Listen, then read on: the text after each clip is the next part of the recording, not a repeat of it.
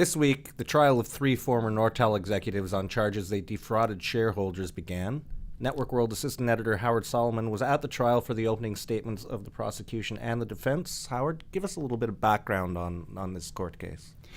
Well, Dave, the accused are former Nortel CEO Frank Dunn, the former Chief Financial Officer Douglas Beattie, and former Controller Michael Galogly. And they're charged with defrauding the public and Nortel through misusing what are called accrued liabilities by playing with the financial statements roughly between 2002 and 2004. This is a crucial period in Nortel's history because it had accumulated billions of dollars in debt when the tech bubble burst in 2002, 2001, and they were desperately trying to return to profitability. What exactly is an accrued liability? Most people understand that in a company there's revenue and there's expenses. So your revenue is from selling equipment. Your expenses are things like salaries. There are also certain liabilities that a company has to set up for things like, for example, a lawsuit.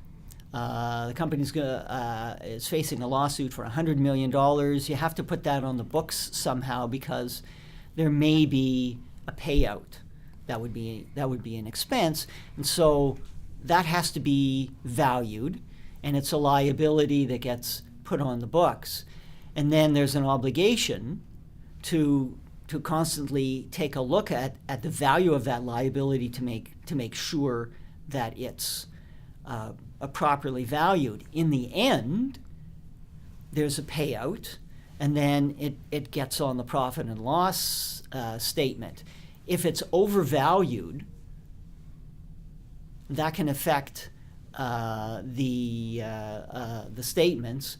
Particularly if, as in Nortel's case, the suggestion is they deliberately overvalue these liabilities, and then when it comes time to actually put them in the profit and loss statement, the value drops. That has the effect of boosting income, and therefore makes the financial statement look better.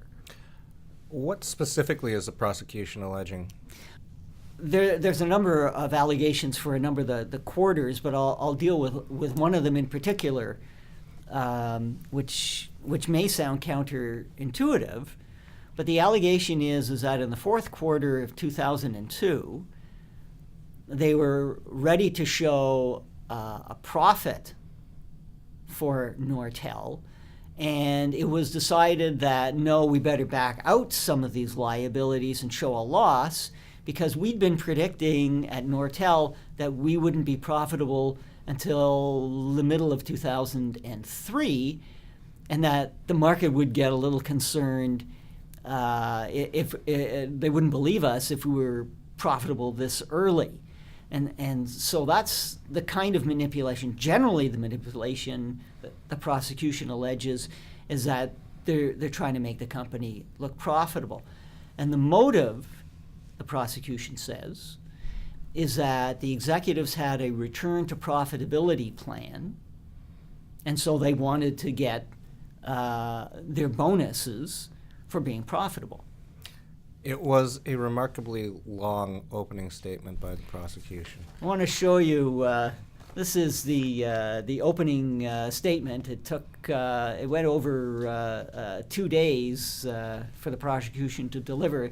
This is over 100 pages, which in my experience in covering courts was quite unusual.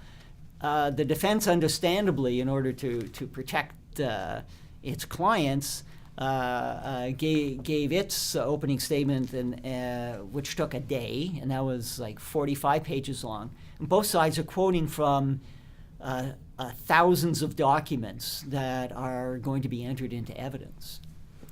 And what is the defense's response to the allegations? Well, the defense is saying two things. First of all, the valuation of these liabilities is complex. It's not as simple as the prosecution alleges.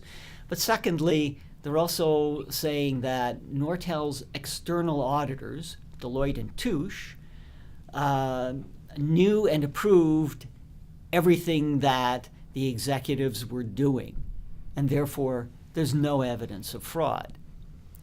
One of the things I think implicit in that is in the Crown's charge is that either Deloitte was negligent or incompetent. I don't think that Deloitte officials, when they get up to testify, I don't think that they're going to be willing to admit that. Not likely. The trial will last for how long? The trial is scheduled to last months. So we'll revisit this in a few months. Thanks, Howard Solomon. Sure.